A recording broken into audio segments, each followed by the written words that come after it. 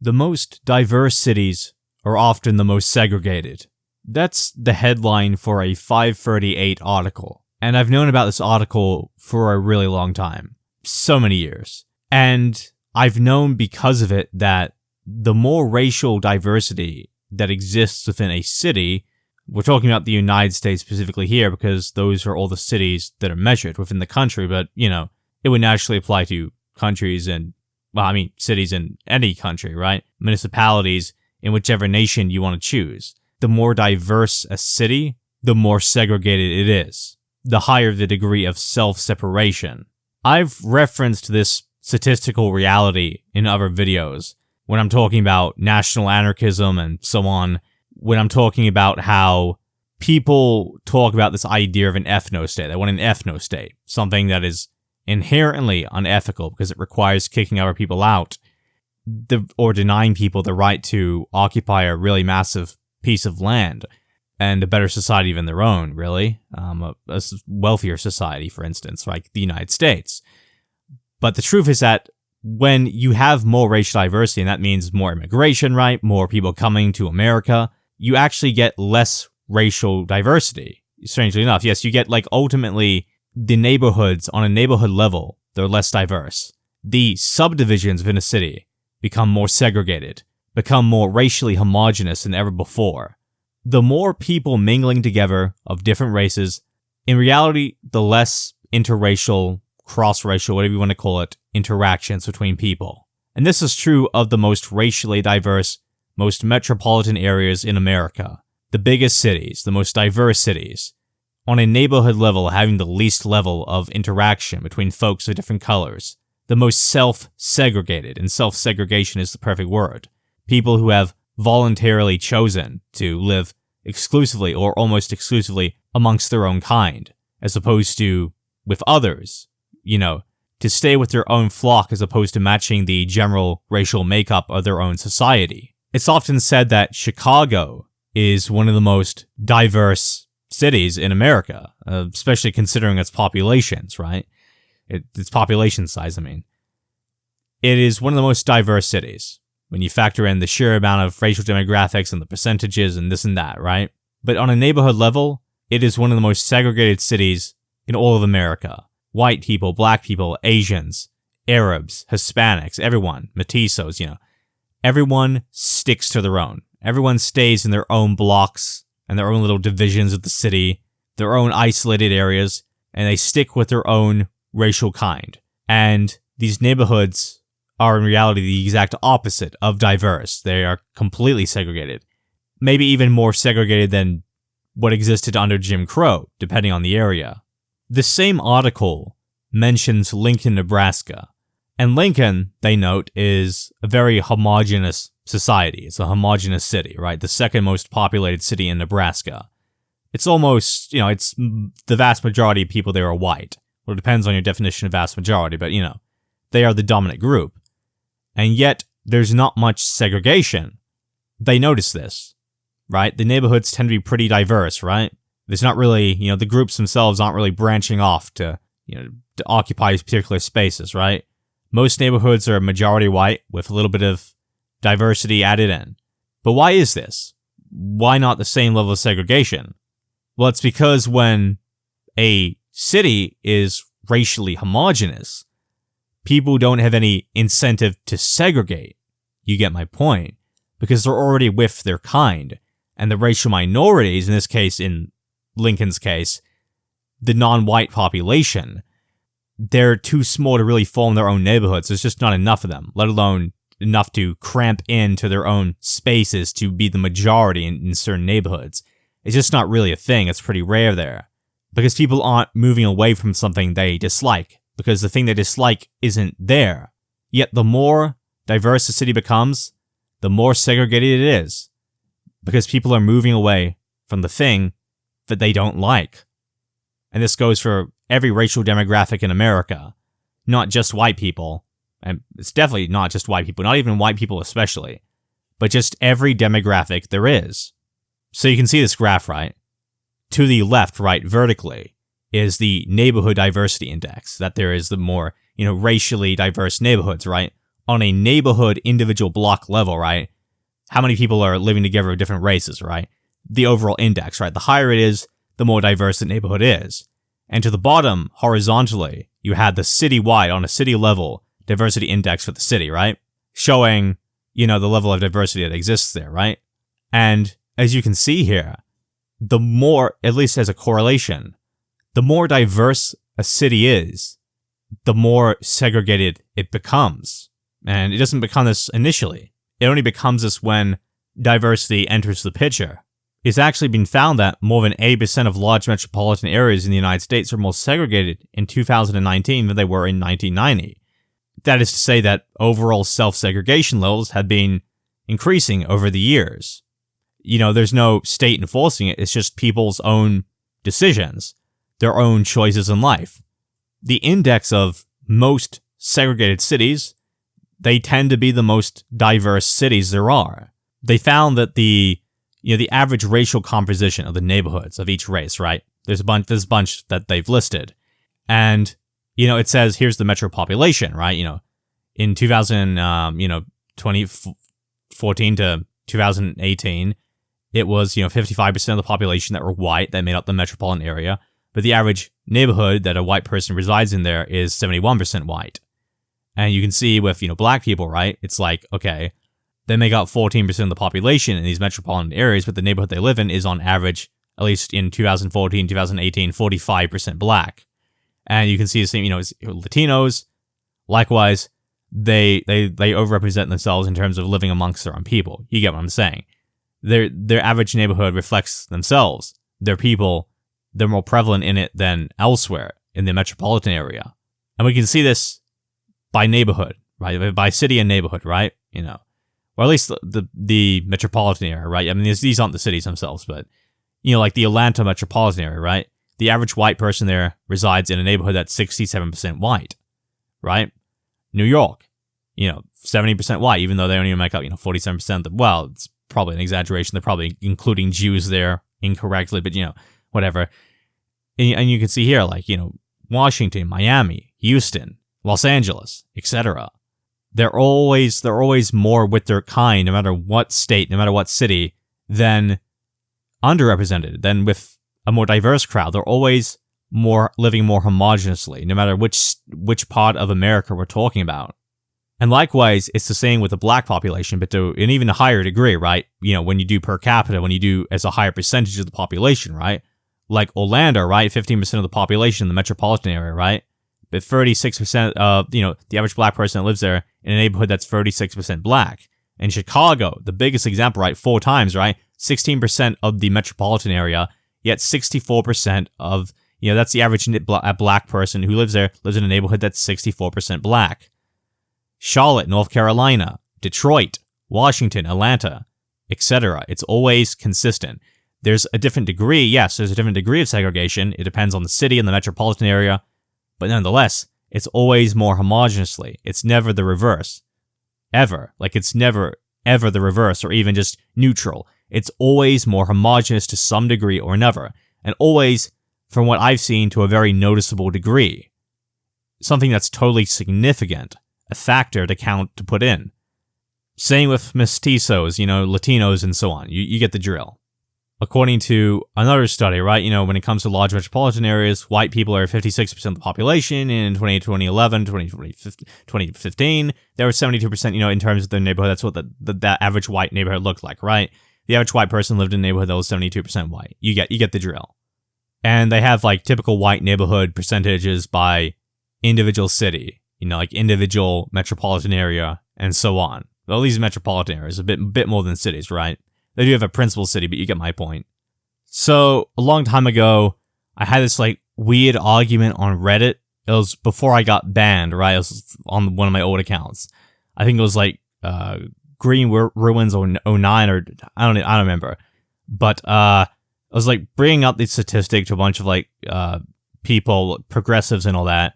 And, like, you gotta, like, accept that you're no better, because there's no way you don't self-segregate yourself, or at least on average, right? What's to say that some leftist progressive who claims to be, the best ally to people of color doesn't do the same thing? doesn't self-segregate themselves. What's to say that they're any different, right? And the reply I got is like that apparently this isn't done on the basis of people preferring their own people, their own type.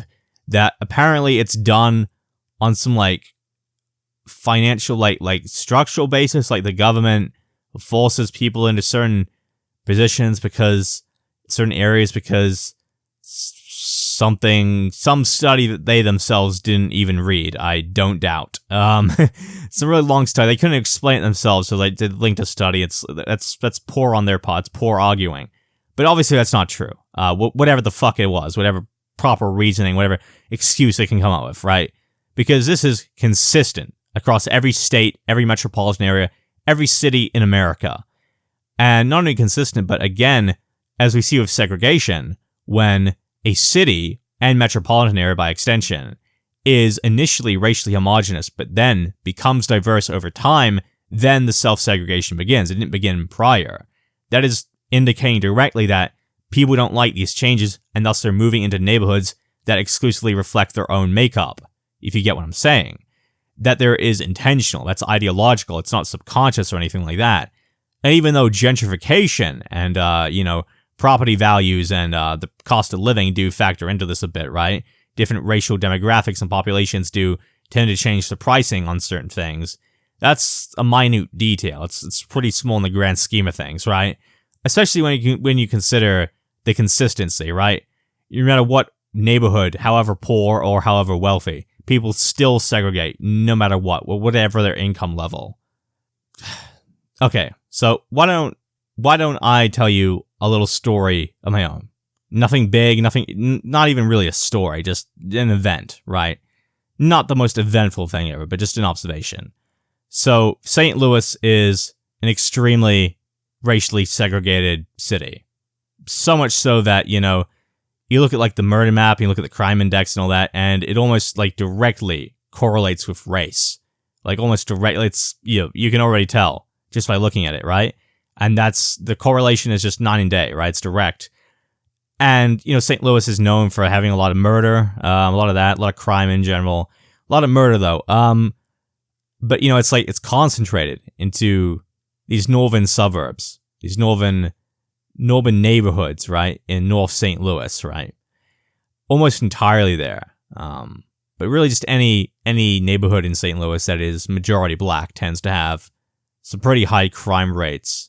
And the white areas of St. Louis are like as safe as Madison, Wisconsin, So basically I got on the bus one day. I was going to downtown St. Louis, but I got off too early, right? Like I was staying at a neighborhood in South St. Louis. That was Clifton Heights for those wondering. And I was on the bus. I got off too early because I thought that this was my stop. It wasn't. I wasn't familiar with the area, obviously. I was just visiting. I was just, touring through. And when I got off, I checked my phone and I realized I was in like a north neighborhood of St. Louis, right? I look around and it's a Strode. It's pretty, like, this isn't a pretty part of St. Louis. St. Louis in general is pretty, but this was not very pretty. A Strode, pretty gross place. Didn't like it, full of cars. And I noticed, like, oh, everyone here is black. Okay, well, I've already seen a lot of black people in St. Louis, which is fine. That's cool, whatever. But yeah, like, everyone was black, like, immediately, right? I was just like, it just, like, snapped, right? It's just like, there was no in-between. It just happened immediately, right? Couldn't see a white person in, like, a good radius, right? And so I noticed this place just felt like a little, because it was on a Strode, basically, right? And cars breezing by, and it just wasn't a very walkable place. And, there were a bunch of gas stations, there were a bunch of things there, whatever. But the areas of North St. Louis barely have any businesses. They barely have any restaurants or any, real estate, they don't have money real estate markets. It's not a big real estate market. People there aren't really buying houses, you know what I mean? Or even renting apartments or anything like that. And, there's not much businesses in general, not many financial institutions there, not much money being made there. I bet a lot of the people there in the northern section of St. Louis actually go to central St. Louis or South St. Louis to work, to do the jobs, to make money, because there's just not many businesses in their area, because of the poverty there. It's just so poor. And it's just like, I don't know what it was. It just felt like kind of off, which is that it's not to say that an all black area is off to me, because I've been to many all black areas in America, which is most of the time I've been in America, actually. But this was the definition of the hood. It was definitely what people think of, like when they think of the negative image people associate with St. Louis, just being very, not safe. But anyway, I just walked out there and I went to downtown St. Louis. That's a racial mixture of people, But yeah, that's my point, is that it's so segregated that it happens immediately. It's like it's either all white or it's all black, and then there's a small few neighborhoods, very small, including downtown St. Louis, that are mixed, right? That there's a mixture. But even those, if you were to dive into them more specifically, those individual areas and divisions within those neighborhoods would still be pretty segregated, I would imagine, right? Individual blocks, housing blocks, and just those sections that people live would either be all black, all white, or a mixture of different racial groups. I would not be surprised, and that's also what tends to be the case. You can even look at Statistical Atlas yourself if you want. That's definitely the trend there.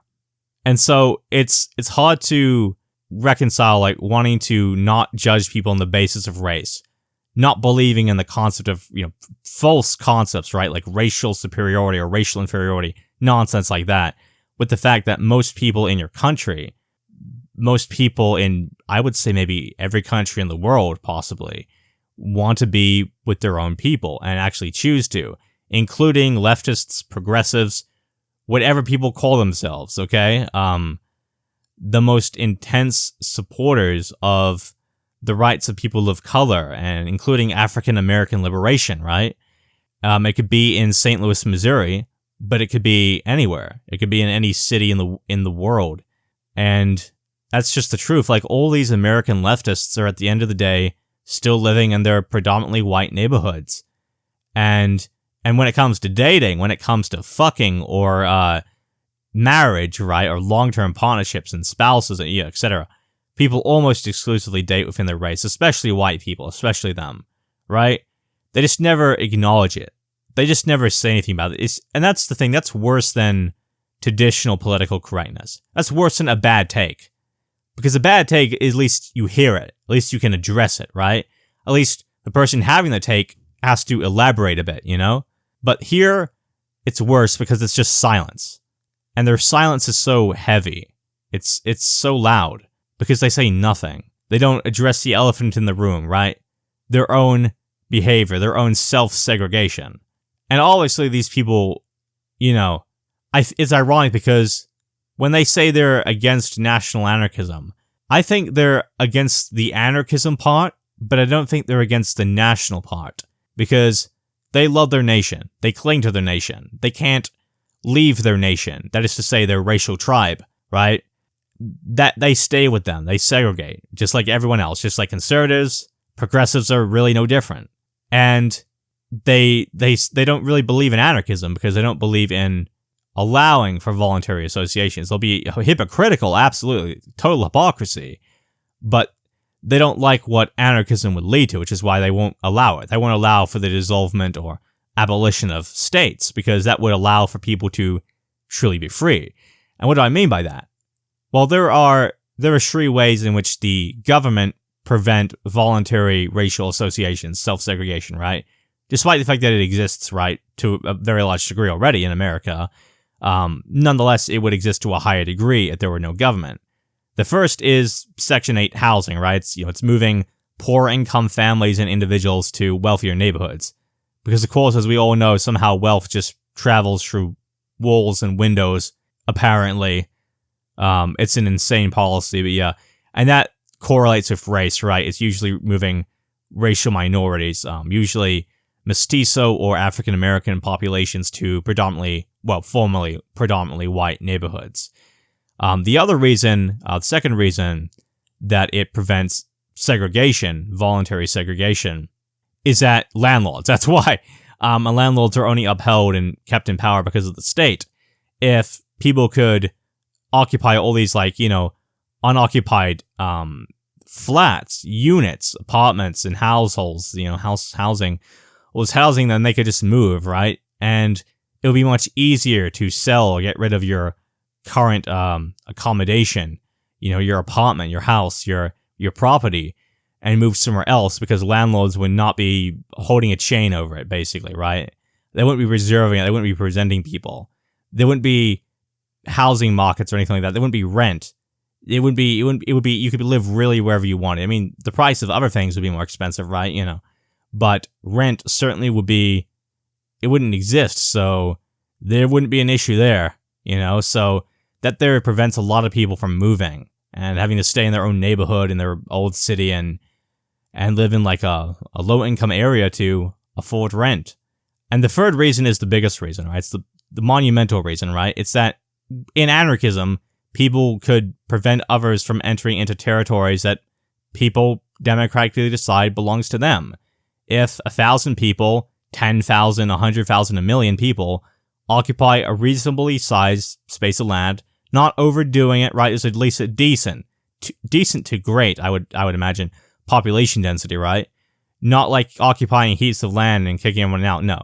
More like, they happen to have a bit of land, right?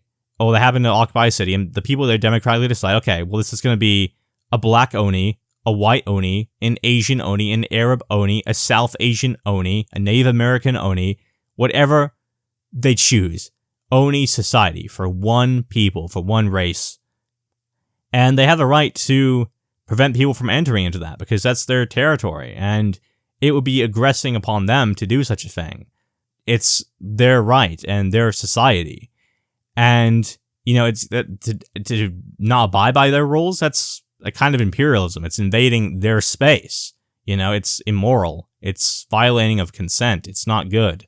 And, that's the whole point of, that's full segregation, right? You would have ethno-enclaves, basically, right? Which is what you would get with anarchism, with the abolition of governments, because no one's there to prevent them from setting their own boundaries. When the people there agree, the vast majority of them put their hands up and they say, yep, we agree with this, we're going to move ahead with this motion, it's going to become a white-only society, or whatever kind of society, whatever race it is, they can do that, and that's freedom, But as long as they're not taking up too much space, and again, any race and any people have the right to do this, or not to do this, or to restrict their society, or include anyone, exclude anyone, whatever they want. It could be the most inclusive society ever, or the most exclusionary.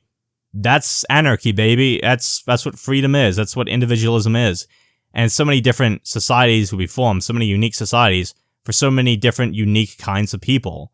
That's unsurprising. That's inevitable under anarchism. And so, that's what I mean by why you don't see self-identified, big emphasis on self-identified anarchists address national anarchism, except for when they misrepresent it intentionally, is the opposite of what it is, right? Because if they were to be honest, if they were to firstly draw their attention to it, and secondly, actually address what it's about, actually understand what it is, so acknowledge its objective existence, what it asks for, and what it would happen, they would recognize, of course, that anarchism just leads to national anarchism. I mean, firstly, it would already lead to national anarchism because society's already segregated, right? So if you abolish the government right now, you would have national anarchism because it's already racially segregated, right? But you would have an even higher degree of it, basically, of that self-segregation, if you were to get rid of the government. Now, I say, how do you deal with this as a progressive, as an anarchist, as someone who believes in racial equality? Because no race is superior or inferior, and I don't even want a society, because I'm talking about other people, right? How do you deal with this when other people want an exclusionary society when you don't? Because I don't. I don't care about the racial composition of my society. I don't care about racial or ethnic groups. I don't care about that. That's not what I look for in a person. That's not quality to me. That's not quality. That's not personality or good moral character, or being a productive member of society. Being a productive member of society is being a productive member of society. It doesn't matter your race, it doesn't matter your background. That's not relevant to me. And why would it be? Why would it really be to anyone? But it is, right? Regardless of what I think. And I have to accept that. I have to accept that people are different from me. And I'm probably not going to be able to convince them. right? Maybe one day they'll realize that, they should be more individualistic in their approach. That they should care about, more than just something as artificial as, ancestry, Which is not to say that ancestry doesn't exist. It does exist. It's subjective, but it doesn't matter to the degree that people make it out to matter. So many people. And that's why I'm a real anarchist, because again, I not only, am I all about inclusivity, but that's what being inclusive means, to allow for different societies to exist. That's real inclusion, and not to be authoritarian about it. There's no authority preventing it. People are free to do what they want, and that's, I guess, okay. But how do you deal with it? Like, as a progressive, how do you deal with the fact that most people are hypocrites? Most people want to be with their own people, that they judge on the basis of race, that race is the reason they move. They move across state or city or whatever, or just neighborhood either. Why does that, how do you deal with that? Well, it's hard to deal with that. It's other people's business. And if you're not going down that path, if you're not that kind of person who is obsessed with race, foolishly, then you don't have anything that needs to clog your mind, dude. You're free. You're not the one doing anything wrong. You're the dude living your life how you see fit. And you should just focus on you. And, not focus on what other people believe. And that's really a good philosophy of looking at it. A really good perspective. Because I could just be miserable about, people want this for their society, or they're already doing this. They're self-segregating. I don't care, And, I may not think that's a good judgment of character on their part. I definitely do not think it is. I don't think that's what any healthy American who's supposed to believe in American values and what the founding fathers sought to achieve and all that, that's the values you want to bring, right? Racial segregation.